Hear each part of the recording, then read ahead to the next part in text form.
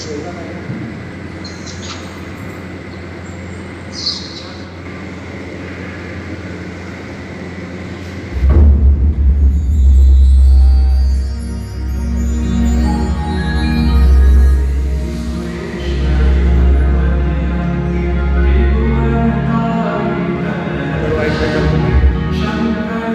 गंगा केवल नदी नहीं है, आस्था की अविरल तरल धारा है।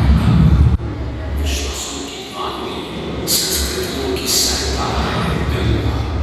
किस्सों, कहानियों, कथाओं की गढ़, इतिहास की विधिहीन अंतहीन प्राणी है गंगा। आज भूखंड को कोसी पानी दूध पिलाने वाली मां है गंगा।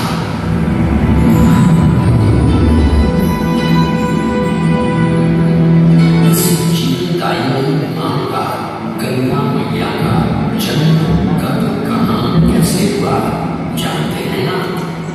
आइए बैठे, आज हम आपको दिखाएंगे सुनाएंगे गंगा अवतरण के पौराणिक मिथक की कहानी।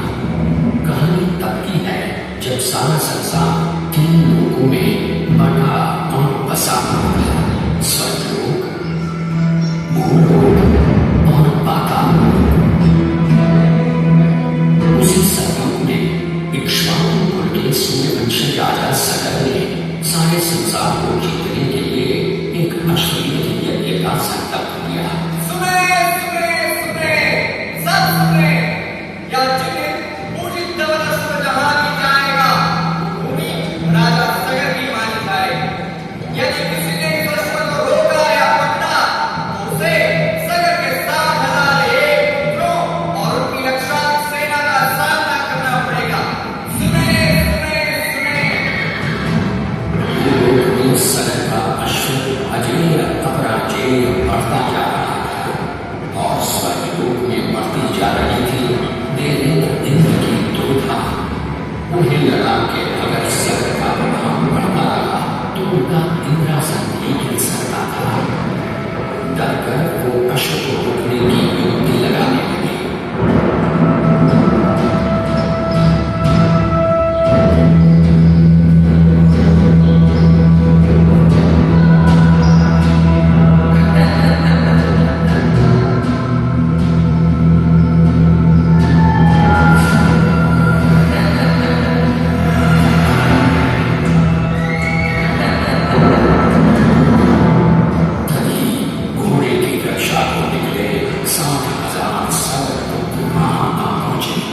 ऋषि कपिल के पास घोड़े को बंधा देख सगर पुत्रों ने ऋषि को घेर लिया। आपकी होगी छठी, हमारा अश्व छुड़ाकर साधना का नाटक कर रहा है कपटी सन्यासी। अपना अश्व तो हम ऐसे ही दे सकते हैं, किंतु अश्वमेध का अश्व बांधने वाले को दंड देना हमारा धर्म है। आंखें खोल। यदि तुम्हें ऋषि ने खोल दिया तो तपस की योगाग्नि से तुम सब हो जाओगे राख। सूर्य के वंशजों को आग से डराता है मूर्ख। अगर तूने तुरंत आंख न खोली तो अभी तेरा दम भी सर तेरे घर से अलग करता हूँ, घोड़ा चोर।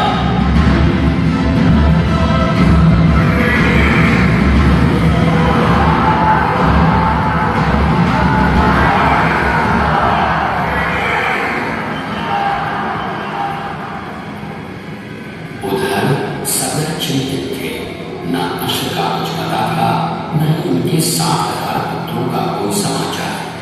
पिता की चिंता देखकर उनका प्रिय पुत्र अंशुमन भाइयों को ढूंढने चल पड़ा। कपिल ऋषि ने आंख खोली तो सामने राजकुमार अंशुमन था। अंतर्यामी ऋषि सब समझ गए। उनसे सच जानकर अंशुमन टूट गया। अपने भाइयों की ओर से मैं आपसे क्षमा मांगता हूं, किंतु आपको ही उन्हें वापस जीवन दान देना होगा। मृतकों को जीवन नहीं, तर्पण की होती है आवश्यकता। मृत्यु का इलाज कोई नहीं कर सकता, किंतु मेरे कोप की योगाग्नि से भस्म लोगों का आसान नहीं होगा तर्पण। गंगा जल, केवल गंगा गंगा जल ही करेगा मुक्त उन्हें, जो भस्म हुए तेरे बंधन। गंगा, गंगा इसका नाम है शिव। स्वर्ग की सरिता है गंगा, विष्णु के चरणों से पैदा, ब्रह्मा की पुत्री है गंगा। विष्णु के पैरों से पैदा, ब्रह्मा की पुत्री। मैं कुछ समझा नहीं श्रेष्ठ ऋषि। ये एक लंबी कहानी है। दादी था राजा बलि, पर करता था दंड। पूरी पृथ्वी पर फैला था उसका ही आतंक। उसके आतंक को रोकने विष्णु ने धरा एक रूप। बालक अंकुर का कोना बनकर पहुंचे जहां था सारे दरबारी कौन ब्राह्मण हंसे, पर बलि ने जब उसे दान मांगने को कहा तो उसने कुटिया बनाने को केवल 3 बालों को ही मांगा। पर जब पौने ब्राह्मण ने भूमि मांगनी शुरू की तो जैसे भूचाल ही आ गया।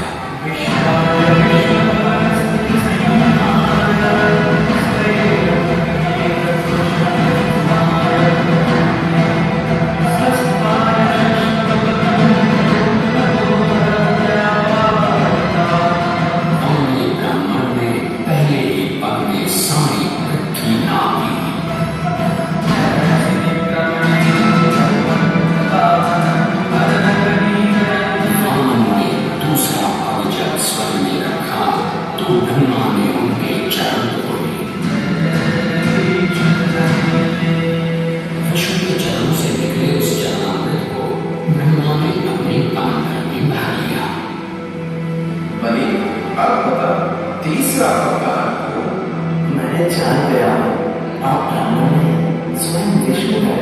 आप अपना तीसरा जन्म मेरे सर पर रखिए ब्राह्मण देव।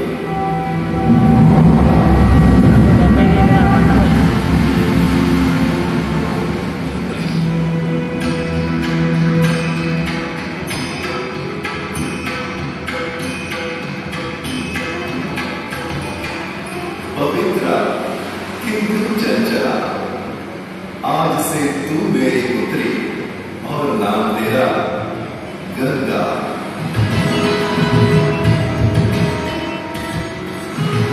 पुत्री पाकर ब्रह्मा बड़े प्रसन्न थे। तभी स्वर्ग में आना हुआ ऋषि दुर्वासा का।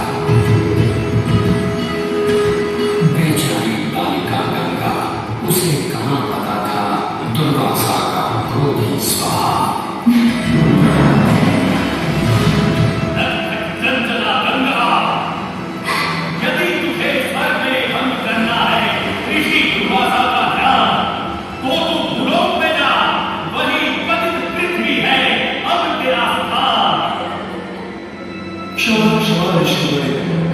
गंगा है अभी अवरोध, कैसे झेल पाएगी वो आग का श्राप और क्रोध।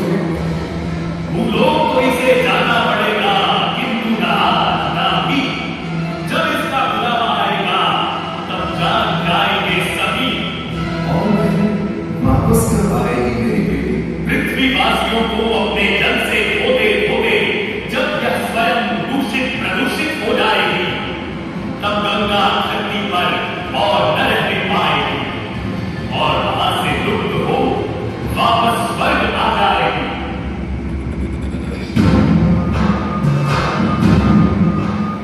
अंशुओं को अपने भाइयों के तर्पण के लिए गंगा को लाने का बहुत मन था, किंतु किसी को राजधन नहीं तो दिखाना और राज नहीं चलाना था। देखते देखते 7 पीढ़ियां गुजर गए, पर 7 पुष्पों के बाद राजकुमार भगीरथ ने राजा बनने से साफ इनकार कर दिया। क्षमा कीजिए, क्या आवश्यक है कि राजा का बेटा ही राज संभाले? मैं पहले तपस्या करके ब्रह्मा से गंगा को मांगकर पृथ्वी पर लाऊंगा और उसके पाप पवित्र जल से अपने 7,000 पूर्वजों का तर्पण करूंगा। भगीरथ दूर एक जंगल में समाधि लगाकर बैठ गए और ब्रह्मा का आह्वान करने लगे।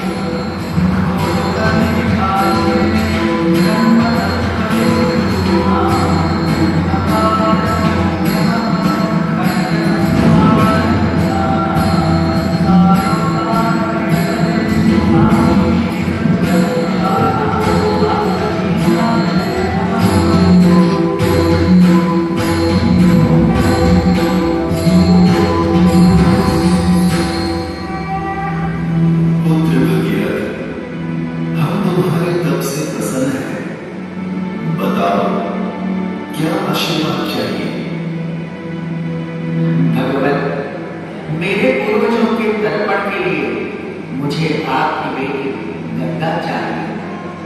ब्रह्मा समझ गए कि गंगा के पृथ्वी पर जाने और धरतीवासियों का कल्याण करने का समय आ चुका है।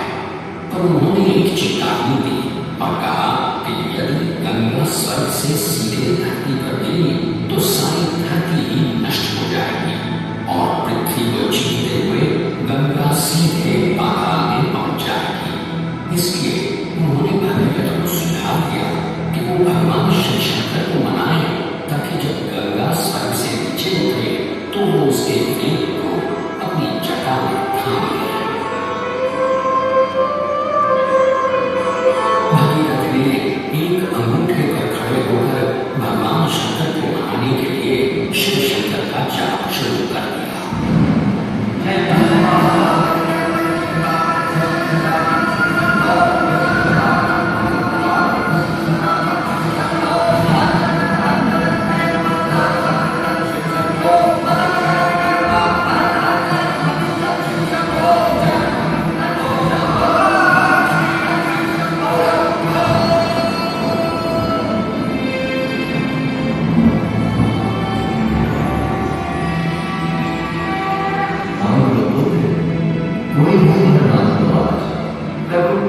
जब गंगा स्वर्ग से धरती पर गिरे तो आप उन्हें बीच में अपनी जटाओं के साथ लें, वरना पूरी धरती नष्ट हो जाएगी। शिव तैयार है, आने दो गंगा को, आने दो।